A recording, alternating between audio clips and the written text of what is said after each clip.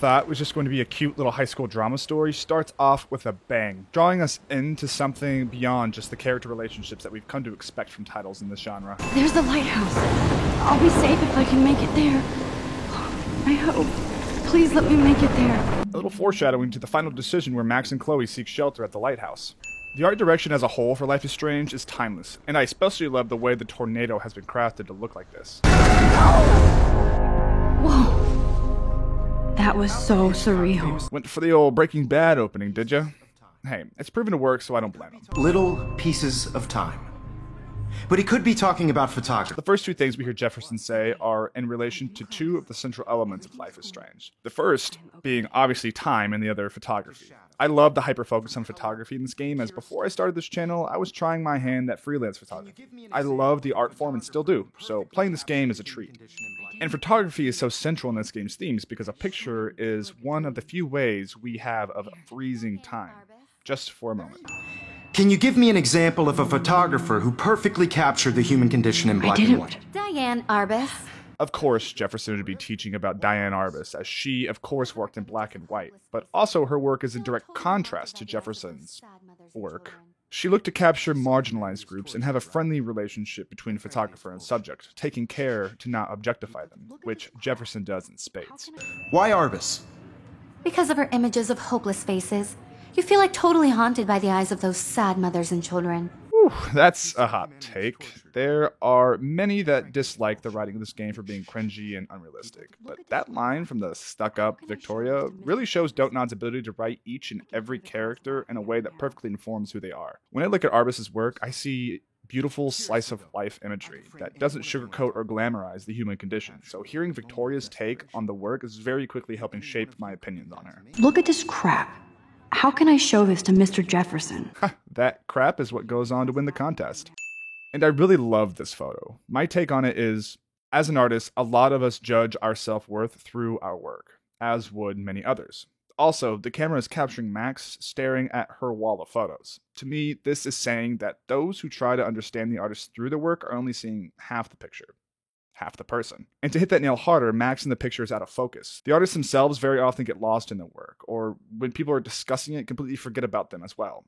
And also, here we are seeing her staring at a giant portfolio of her work, but the focal point is a blurry Max. I don't know, my thoughts aren't super organized, I know, but I just love that the photographer and their relationship with their work is the subject of this photo. What's your interpretation of this? Seriously though, I could frame any one of you in a dark corner and capture you in a moment of desperation. This I do know. It's a disgusting thing that people might do to feel better, to feel like they have told the truth. Jefferson literally tells us to our face what he loves to do in a slant truth, and we didn't even bat an eye.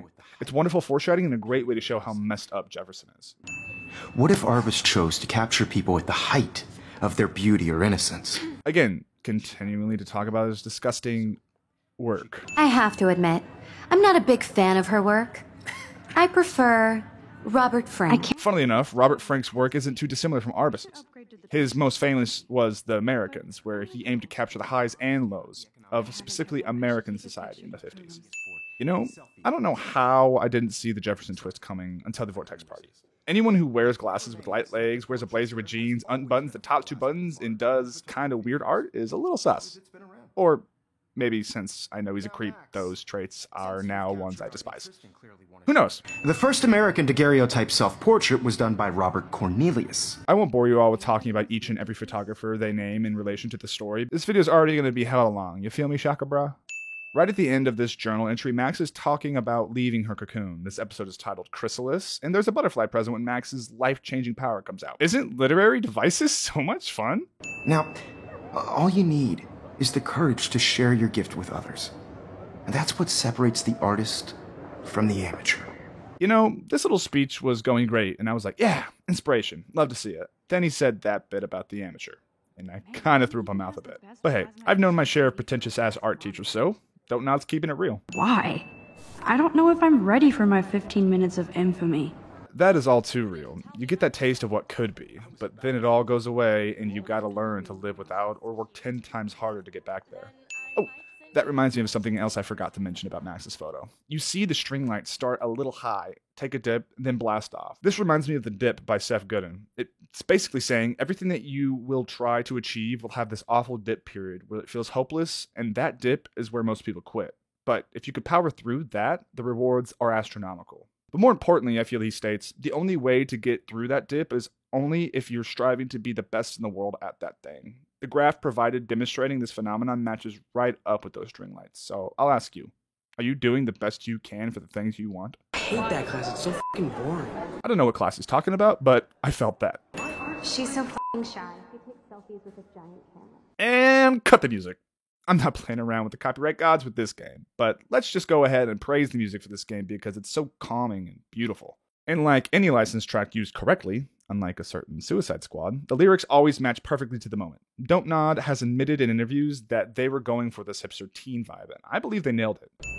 Now, who would bother to write that crap? You'd be surprised, but what surprised me most is that there is someone in this game that doesn't view Rachel as some perfect little angel that was God's gift to this world. But at least we know there's one person out there that didn't like her, so it makes this world feel a bit more real. People got mad at Abby for being strong, but no one got mad at this? Do you know how hard it is to rip one of these in half? Damn near impossible, so let's just throw a win on for roided out Max.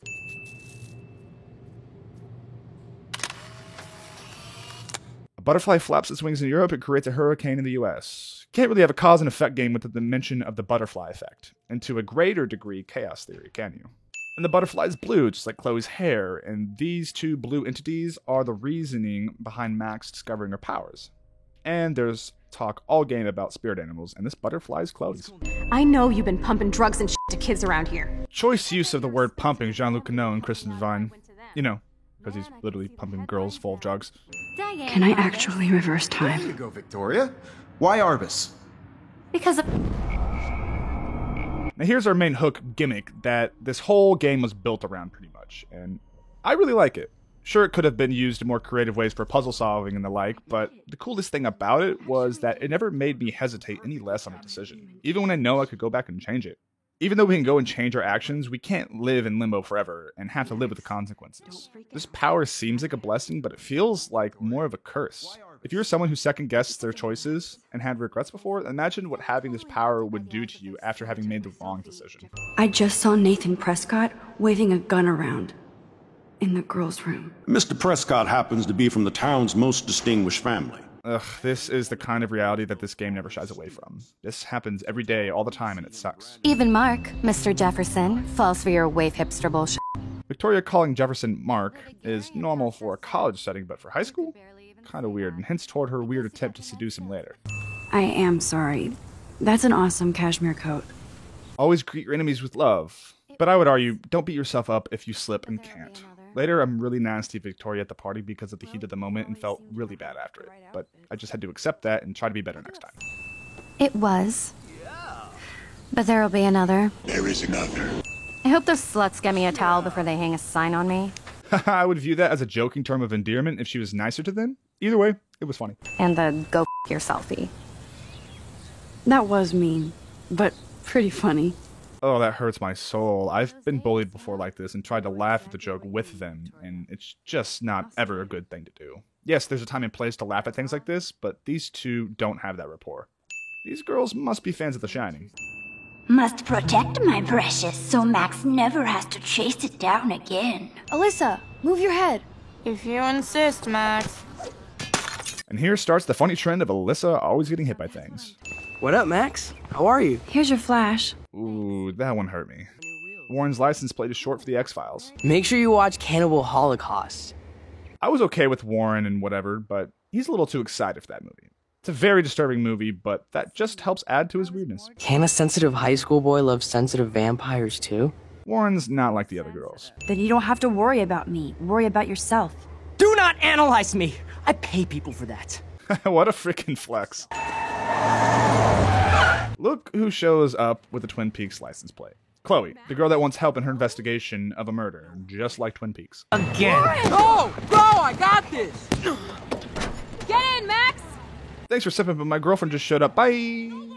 Your punk ass is out of there now! I think him kicking the door shut while trying to get to Max is the perfect demonstration that this dude was not cut out for Jefferson's line of work. Arcadia Bay seems to be in a perpetual state of golden hour during the day, which is the last hour of sunlight that photographers love to shoot at. With the otherworldly things going on, this has got something to do with Max's powers. Broken. Oh, man, are you serial? Wow, haven't heard that one in a while. Self-awareness absolves us of nothing.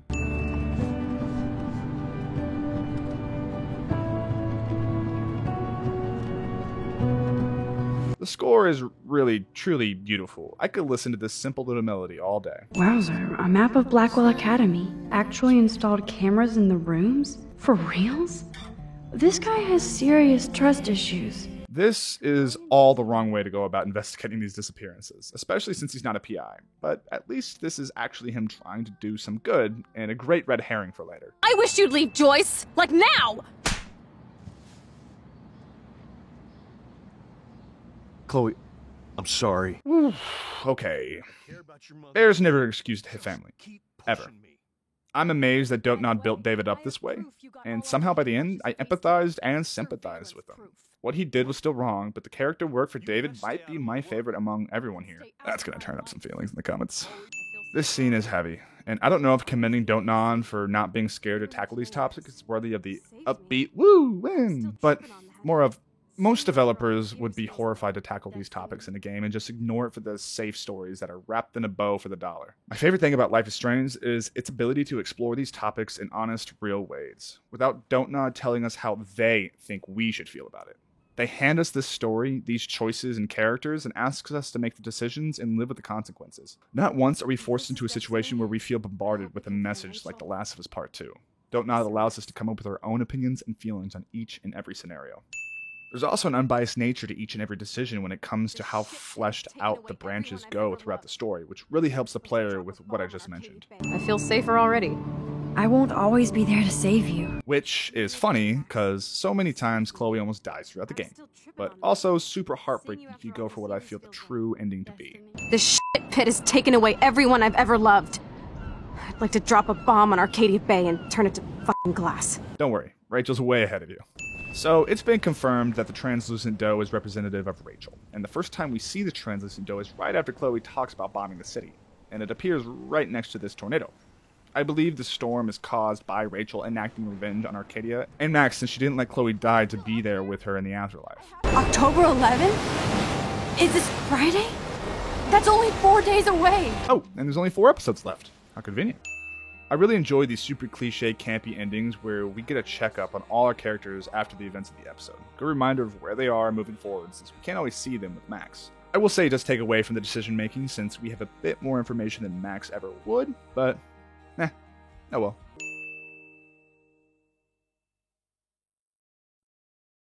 Good luck on not playing episode 2 now, sucker. I mean, if I found out I had time-altering powers, research would probably be the second thing I'd do. But good on Max for at least trying to rationalize this. Max's dorm, and the music that is playing is a hipster's wet dream. I can't play the music because it's Wrath of the Gods, but Don't Nod went out of their way to have Max's playing just a little bit off from the actual track. You must be a pirate for the Pirate's Code to apply, and you're not. And thirdly, the code is more what you'd call guidelines than actual rules. Now, this is definitely not the best way to go about organizing research on the topic, but a perfect representation of Max's thoughts and state of mind as she's going through all this. Alyssa, can you stand over there? Okay, Max, if that makes you happy. Wow, now that was close. So Kate isn't wearing shower shoes. And maybe it's just me, but you gotta wear shower shoes at communal showers. But I don't blame her since she's really going through it right now, and this helps show that... Wait, Max isn't either? Well, Max is hip and wants to be more in tune with her domate's toes. Do you still have my copy of The October Country? Kate's reading The October Country, which is a collection of Macabre's short stories. Macabre is a genre that deals with death and injury, and seeing who we're talking to... Yeah, I'm sad. She's a weirdo with that dumb camera. I hate that I'm so quirky crap. Anyway. Damn, Don't Nod really does a great job writing what high schoolers are like. I've known my fair share of people who hated others for their quirky nature. Leave the link to Kate's video so everybody gets a chance to see her in action. You are such an evil biatch. Before, if you went and searched that domain, you'd find a website that Don't Nod registered that has a video player with Kate's video removed. Now the link just takes you to the Life is Strange website. I thought it was a hospital because it was so white and bright. Go on. In a soft voice. I thought it was a doctor until I heard Nathan and felt a sharp sting in my neck. And... Darkroom shadowing. Quick note, the day after Max gets her powers, she's wearing a shirt with a doe. It's never confirmed, but my theory is that Rachel has something to do with Max's powers. They'll have to take us seriously now. Backup witness? Well, I mean, I believe you and everything, but we're still just spoiled punk students to the cops and faculty. There's some more harsh reality that Don't Nod doesn't shy away from, and it's great to see our protagonist being smart and understanding of this. I saw a doe that seemed to be looking right at me, like it was trying to communicate. Oh, that's your spirit animal. Nothing weird there, except you saw yours. It's Rachel, yes, but also for sure Max's spirit animal. The deer totem has qualities of gentleness, innocence, vigilance, and being in touch with life's mysteries. All traits that Max has. Call him David if you don't want to be lectured. You only get one damn slice of bacon a day. Yep, Max, that's exactly what I'd do if two people were fighting in front of me. Do have to be careful how I use it. Screw that! Of course it's a toy. The best toy ever. It is amazing for an 18-year-old to be so wise with this power. More props to Super Max. And rough. It suits you. I feel this would be a good time to mention that every texture you see was hand-painted physically, then scanned into the computers, which is probably why the art style looks so good and as timeless as it is. I'm not in the revolution yet, Shay. You are the revolution, Max. She's probably referencing Shay's rebellion, but I'm gonna go be a nerd and headcanon that Max is actually an Assassin's Creed fan and Shay Cormac is her favorite character. Aim a bit to the right. Sir, yes, sir. When you hold the rewind button too long, it hurts Max, and what we see surrounding the screen is burning celluloid. Celluloid was used way back when for photographic film. And this is what it looked like when it burned. Oh, yes! In these decision games, we've got to do a lot of bottle shooting minigames, don't we? Hey, I do that handshake. This has nothing to do with the game, but please don't mess around on train tracks like this. Modern trains are deceptively quiet and can come out of nowhere. Since tracks are designed to be as frictionless as possible, you won't even feel the rumble on the tracks. Too many accidents have happened on train tracks because of lack of knowledge. I know she must be as cool as you are. I have no doubt we'll meet soon. Yeah, not in the way you might expect. Or hope. Kerouac knew. It's the romance of travel and movement. The sound of the train whistle at night. Look at the beat poet here. At me next time, Chloe. My powers might not last, Chloe. That's okay. We will. Forever. And that's why it doesn't matter how she got her powers. And also why we don't see Max use the powers in a way to, like, save the whole world or do work on a more global scale. The original title for this game was going to be What If, as in, what if one day you had this power? But focus was shifted to not worry about the power and focus on real-life relationships. And the title, Life is Strange, still fits for both, so it all worked out. Why me? I'm just a geek girl in some small town. And don't forget that. People complain that Max is a boring character, doesn't have the presence to lead a game, and feels as if Chloe's the main character. But that's the whole point. To center around someone extremely ordinary to give him this power. It's a trope we see all the time, but something that makes this special is that Max doesn't deviate from who she is after getting the power. Spider-Man gets bit and goes out to fight crime and save people. Max just wants to keep going to school and hang out with a friend. All the investigating she did later doesn't need a rewind to do it. It helps, but isn't necessary. He was scaring her. Mr. Madsen confuses fear with security. I'm sorry Kate had to be a target of his paranoia. If you had proof, I could talk to Principal Wells. Oh yes, I have an actual photograph for once. Let me see that photo after class. You're already thinking like a real photographer. Is that because Kate was in a compromised situation with David and that's what you're all about? Gross, but more hints. I just don't want Kate Marsh to become the next Rachel Amber. Rachel Amber? What does she have to do with Kate? Oh, you hear the nervousness in his voice? It's amazing he made it this far without getting caught. But also, I didn't pick it up on my first time around. No smartphones in class, Max. Put that away. So I graduated in 2018, and around then is when smartphones really had time to settle among kids in schools. Teachers had gotten really lax about it by the time I got out. Almost to the point where they wouldn't mind us checking a text here or there, or sometimes not paying attention at all and just scrolling. I'm only bringing this up because I want to hear from you guys. If you're still in high school, what's the relationship with teachers, students, and smartphones nowadays? I've been curious for the longest. She can't die. She can't. Oh, thank God. When I first watched her fall, I was so shocked that I forgot about the rewind. And also, this game does a great job in constantly disarming you. Its hipster vibes alongside its painterly art style and charming music, you'll often forget this game is rated N. It makes moments like this hit harder because one moment you're being cute on the train tracks or flirting with Warren, and now we're here. And the best part about it is that tonally, nothing feels inconsistent. It just all feels real. Oh! How convenient that her powers don't work right now, I hear you say. Well, let's just take a second to realize what Max did with her powers. She hasn't done before. She stopped time and held it for a while till she got up there. No wonder her head is throbbing in pain and can't use it. Also, don't not need to rate the stakes for this. If we could rewind, this wouldn't be even close to being as emotional a moment it is. And thirdly, it's all about the themes of this game. Even though Max can rewind and go through pictures, we have to live with our choices no matter what. And this is the pinnacle of having to live with our choices. Because here, the only way you can save Kate is if you paid amazing attention and cared. Or got lucky with a 25% chance of being right. Either way, the rewind doesn't define Max, and that's just another great part of her character. She already thinks Satan has me on the fast track to hell. Let's prove it. If anyone you know is going through a tough time, the best thing we can do is to try to be there for them, as much as we can. Every little bit helps. A hi, a small talk exchange, a happy birthday. You never know when a small thing you can do can be the best thing that's happened to that person today. Pain like this doesn't always show as obviously as Don't Nod made it. I'm sure we all knew where Kate's story was going the second we saw her model, posture, and the paper being thrown at her in the opening. But if you're hurting, think somebody might be, or know somebody who is, don't be afraid to reach out to them or someone. I talked to a friend of mine, and he told me that words often aren't enough. It was the actions from others that really helped him. I left links in the description with tools that we can all use for when things are rough. Like I said, being able to see a side of the character beyond Max's POV is nice. And another good cliffhanger, the whiskey in the glass is a great hint to it not being Nathan, as no shithead teen like him is going to be sipping whiskey like that. Except one from Max. I'll give you a one-word sneak preview of Max's photo. Selfie. Max loves her selfies and takes them daily. Her entry is a self-portrait, but not at all like a traditional selfie, since it's her back to the camera. That could be fun, don't you think? I'm going to think that you didn't say any of that. You might as well choose me. Jefferson is just not biting to keep his cover, but this scene is great for throwing us off on who runs the darkroom. Prescotts always get their money's worth. That would probably be their Game of Thrones house motto. It's not a drawing. Look. Rachel in the dark room. Rachel in the dark room. Over and over. Now, that is super creepy, throwing us more hints and showing us how unstable Nathan is. And with the leftover dough, I'll take you on a road trip to Portland for the day.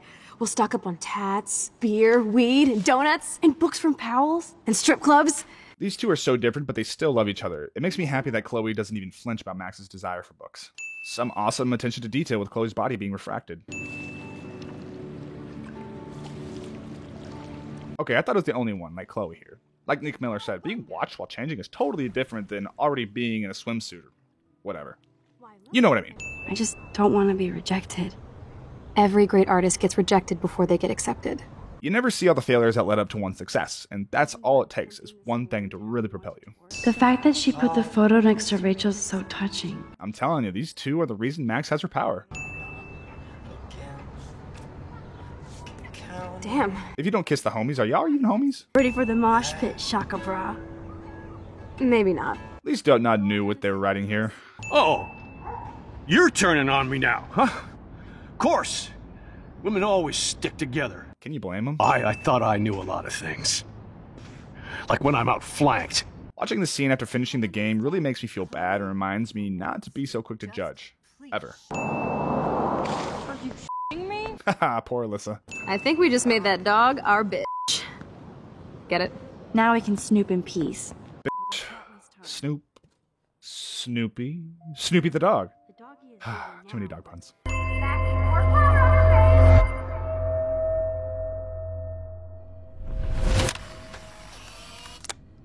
Someday Dad'll get one of them newfangled computers. Now this is when things start to get really interesting. I have to go rescue yonder queen at the Save Mart. She doth have many bags of delicious grub for us to feast upon. You are ridiculous.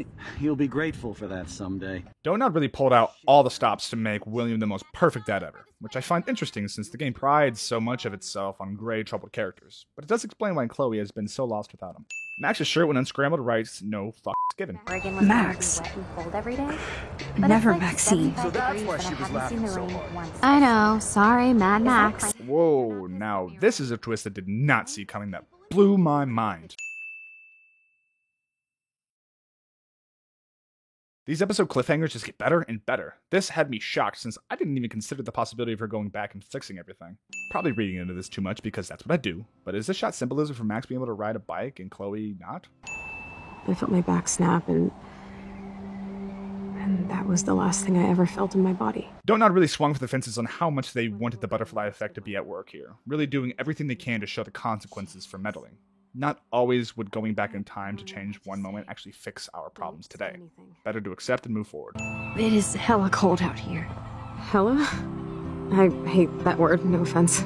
I know things were different when we were just dorky kids, but being with you made me feel like when we were little pirates, jumping and running through the forests again.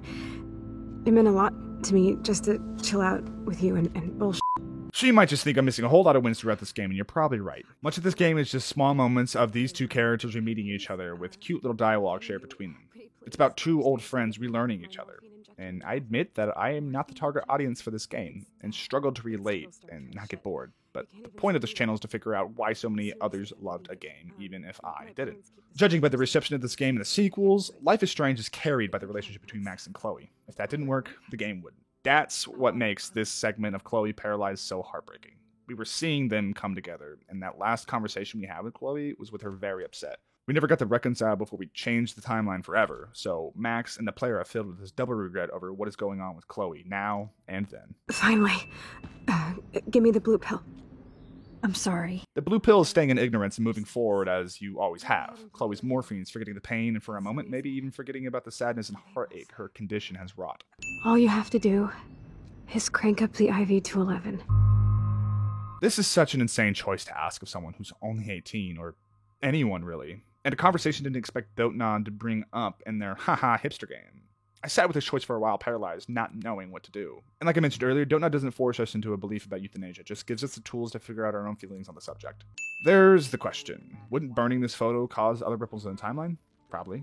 Yes, but time travel isn't the point of this game. This isn't some sci-fi story like Endgame. It's about Max and Chloe. Whoa, down, Max. You get one kiss, now you're all over me? Having said that, I do believe the scene had some ripples. Last we left Chloe, she was upset with us, but I think that last thing Max told Chloe before leaving the photo...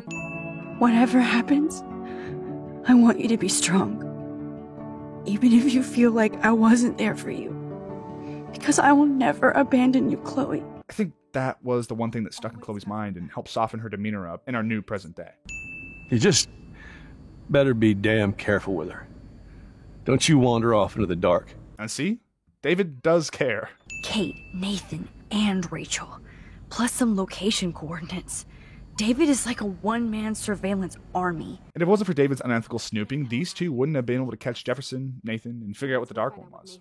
I think there's too much going on in my life. On that note, Blackwell duty calls. That's a mood, Jefferson. Even though I'm sorry you didn't enter a photo. I understand your reasons. You can't force an artist to work. Ain't that the truth? But I'll refute that a bit and say, not always are you gonna have the motivation or inspiration to get to work. Often you need to just put your head down and do it. Only then might the motivation and inspiration hit you. And if it don't, that's fine. You're still honing your craft and preparing for when those things do strike you. Nathan's room just screams, I'm into weird creepy shit. But that's okay. If you're into weird shit, great. Just, don't harass people, tie them up, drug them. It's actually surprisingly easy to be a good person. Now, this might be controversial, but I think Nathan is almost a sympathetic, tragic character who was manipulated by Jefferson, who took advantage of his fragile state. My only hang-up is, of course, what they were actually doing. I say I can never sympathize with anyone who even think about doing that, but here I am feeling conflicted about my views on Nathan. I'm not trying to make this video a huge virtual signal, but this game really makes me want to talk about my personal views, as my objective opinions of this game aren't the best. Nor what I love most about this game. The way Life is Strange makes me think about everything it offers is what makes it great. The simp strikes back. Also, he hits Nathan back with the same move he used on him. Get off me! Please! Just a little reminder that a lot of bullies in this world only thrive because everyone just takes their shit. Damn, Warren went full alpha on Nathan. Damn, she could have said Warren went full ape on Nathan. Let's go ape. Could we ask you a couple quick questions? No. Jesus, okay. Frank could have just been the stereotypical asshole drug dealer, but he's got a lot of humanity in him. Saving the dogs, having some sympathy here. So this investigation board might be one of the best puzzles I've ever played. The right things that go together are not all in your face obvious. You've really got to look at each clue, piece them together yourself. Looking at the pictures on the walls, you notice that they look just like Jefferson's work. But right now we're so primed on the Nathan train from his room, the evidence, and his everything about him. Jefferson isn't even a suspect right now. Rachel! Oh, Rachel, no, please not her! Since we don't really know Rachel, we don't really care that she's dead, and her death isn't supposed to affect us, but what is Chloe's reaction to it. And Ashley Burch's performance completely sells the scene. And here we see Rachel watching over them. It explains why we saw the doe at the junkyard. It was Rachel's resting place. I'm taking you off. Go f your selfie, Victoria. I don't have time for this bullshit. Go f your selfie callback. That boy really shaking the bottle in the back. Are you both okay? You look like you're on a mission. Oh, I was just... Now this is when I knew that it was Jefferson running the dark room. They did a great job throwing us off most of the game, but him coming back again and again to talk to Max, way too creepy. When did you guys realize it was Jefferson? Victoria Chase. Interesting that this is a party of mostly Vortex members, and she's still getting booed. Oh, no. Look out. What the f? Now that's a great twist. Even though I saw it coming, I didn't think that he was the one at the junkyard. And like I've been saying, these cliffhangers just keep getting better and better. As we go through each episode, the menu has been subtly changing, but here at the end, it's not so subtle about the goings-on at Arcadia Bay.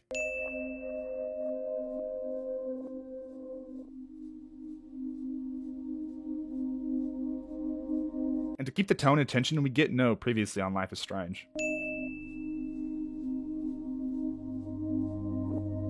Can it be said that the score in the opening is super eerie and lends greatly to the tone of the dark room? You know I love me some center framing. Oh, Max! You f***ed up my shot! But please don't worry. We have all the time in the world. So there's been some criticism that Jefferson didn't need a villain voice, but I'd say that that's probably his normal way of speaking and everything he does in Blackwell's an act. And if we thought Nathan is unstable, get a load of this guy. You just don't listen, do you? In fact, you never did hear much in my class. If you had, you might have seen all this coming. See? Like I said earlier, he was purposely telling these half-truths to feel good about himself, to hide right in plain sight. And here's your confirmation of that. Max's shirt could be that of a butterfly, and with the crazy amount of jumping through time and butterfly effect, that would make sense, but it's actually a death head of hawk moth. There's a superstition that if you view the moth, someone in your life will die very soon, and death during the last episode surrounds Max. You're the winner, Max. I choose you. Your portrait. F*** you. Why did you blame David Madsen for stalking Cade? Of course he was the only person who was about to find out the truth. Irony. Irony. Oh, Jefferson would be good at gaming wins. Maybe. Who do you think paid for this glorious darkroom and equipment? So darkrooms were very popular before digital photography took over. Darkroom is the actual term for these such places, minus all the icky stuff, of course. But there would be only one red light, called a safe light, so the photos could develop properly in the best way possible. You're gonna die, mother.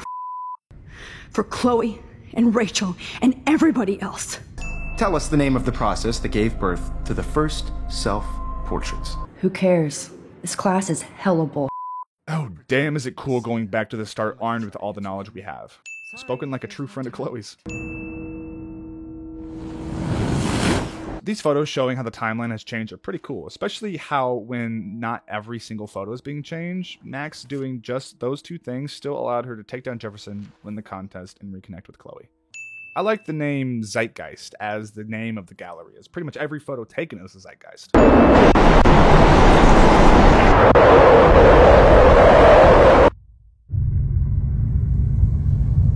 The sound design mixed with the visuals makes this a truly haunting sequence. I'm so scared. I'm by the beach. Chloe, can you hear me? So in every reality, something bad is destined to happen to Chloe. I'm taking this as Dontnod saying that life always happens the way it's meant to. Even if we had the power to change things like Max, people will still find themselves in their personal everyday trappings. Simple. sorry, San Francisco. Logically, thinking like her, the photo being torn but warning David would put her perfectly in Arcadia during the storm. But her tearing the photo led that Max down the path of everything being the same in episodes 1 through 4, except for David showing up and her diary photos being burnt. I don't know why it took me this long to figure out how this timeline came to be, but I felt the need to share it with you guys because I was very proud of myself. Jefferson, it's over! Grab that bottle! This is the closest thing we get to a boss fight in a game like this, and I think it's super creative, but I just keep thinking how traumatizing everything Max goes through in this game must be, and to come out of it with her head up is nothing short of amazing. I guess I looked just as suspicious when you told Principal Wells that I was harassing Kate Marsh. And I don't blame you. And Max, I'll never forgive myself for what happened to Kate. So much of this conversation is what made me really like David. Yes, of course, he should have never hit Chloe, or been as invasive with his investigation, or been so hard on Chloe. But we never did give him a chance and have a real conversation with him. People can change and book by the cover and all that. I'm not going to make any excuses for my behavior. I tried to be a good soldier, but I wasn't so great. I tried to be a good father, too, but when Joyce kicked me out, I had nothing. No excuses, and acceptance and growth is always better than blaming and excusing. Isn't it amazing that rain in this game looks a million times better than Cyberpunk's rain? Well, that's why she didn't get service down there. She's using Verizon. Wonder what that could be an analog for. Mr. Jefferson, it's coming for me now. All this shit will be over soon. Watch out, Max. He wants to hurt you next. See what I mean about feeling some sympathy for Nathan? Alyssa, are you okay? Let me help you down. Fuck that Max. Whenever you show up, I have to get out of the way. So just say, I know this is a serious moment, but I couldn't help but laugh at this. Donut's commitment to Alyssa is hilarious, and this is some fun payoff to her character. No time travel powers. I guess we'll never know if it's magic or science. Even if it's from a wizard or a wormhole. See? Donut really don't care about the time travel too much either. At least the specifics on how it works, so we shouldn't either. Otherwise, thinking about it too hard would ruin everything. I don't believe in fate or destiny, but after this week, I realize I don't know shit. Me after every week. You were slowly dying, and you asked me to end your life. I did. Hannah Tell does an amazing job with Max. Her performance is wonderful, even when the script asks her to say, "Wowza." Also, this scene is so captivating. I caught myself just watching and listening and forgetting to think of comments to make about it. And that's the highest praise I can give this scene. I have to think that Rachel was somewhere behind the scenes, fighting for justice. Or right next to you, fighting for justice. I.e., the tornado. Whoa. Alfred Hitchcock famously called film little pieces of time. Now this is when the game fully loses its marbles, and from here until the end I was hooked. I could frame any one of you in a dark corner and capture you in a moment of desperation. 1, the birds dying is just another thing that's being affected by Max's powers, but more importantly, their blood is bathing the room in a red light, just like a dark room needs.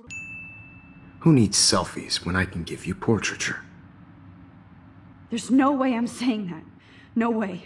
Donut's marbles are all over the floor, and I don't think there is any true explanation about what's happening here except for what Tony said in Endgame. You mess with time, it tends to mess back. This door sequence is another creative puzzle to figure out, as it's based on how well you know all the characters. It's not super complicated, but you have to have been paying attention to select the right door to proceed. Doesn't matter how it's used. Reverse English is always horrifying. Or maybe with all languages. I've not really heard any other languages reversed. Let's just throw in another 20 wins for this entire time trip. This scrawled notebook is just another thing to add on to this nightmare. I really feel like Don't Nod can make a really good psychological horror game, don't you? This text is why I believe the storm is Rachel. Deserves so much more than to be killed by a storm at a diner. Even my stepfather. She finally calls him his actual name. Staring death in the face can really do that to you. I know I've been selfish, but for once, I think I should accept my fate. Our fate. So, I'm about to split you guys with this, but this is a great art for Chloe. The entire game, she has been selfish and not that great of a friend to Max. I know she has so many stressors, and Max went to Seattle, and she's only 18, but a lot of her outbursts always felt very unfair to everyone around her. I know she loves Max and always has throughout the game, but all the microaggressions and little jabs here and there really got under my skin, as I've had a friend that was just like her, and it was a massive weight lifted off me once they were gone. So it's finally nice seeing Chloe recognizing the way she's been and taking accountability. I'll say no one should have to trade their life as recompense, but the fact that she's offering to speaks worlds about her true nature that's been beaten to the dirt from all that she's gone through, and helps me forgive her. I know this might be a hot take, so please keep the comments civil and constructive. I know my thoughts around Chloe are scattered, but that's because life really is strange, and there's no perfect person or catch-all expectation about what we should accept out of our loved ones. I've been working on this script for about 3 weeks now, which is 3 times longer than usual. My thoughts and feelings about this game are in constant flux, and I'm going to view that as a huge plus for this game. Art is meant to make you feel something, and this piece got my brain and heart zooming. This reminds me of Will and Elizabeth kissing at World's End, just because of the summer fighting in the storm going on. That's all. And thank God that didn't make us do the minigame here. Helps to keep the drama and momentum of the scene going. For those that say none of the choices in the game matter because of the last one, to that I say, it's always the journey that matters, not the destination. Max isn't the same person she was at the start of the game. At the very least, she retained all those memories. She got to fall in love with her best friend again and still take down Jefferson. Nothing is rendered obsolete because of her last choice. Though necklace, just saying. And right at the end we could see Chloe and her spirit animal. This script has probably been the hardest one for me to write so far. Its nuanced characters and heavy themes really made me think about what I wanted to say because I know this game means so much to so many people and I really wanted to honor that. I hope I was able to give this game at least a sliver of justice that it deserves. Did you like Life is Strange or not?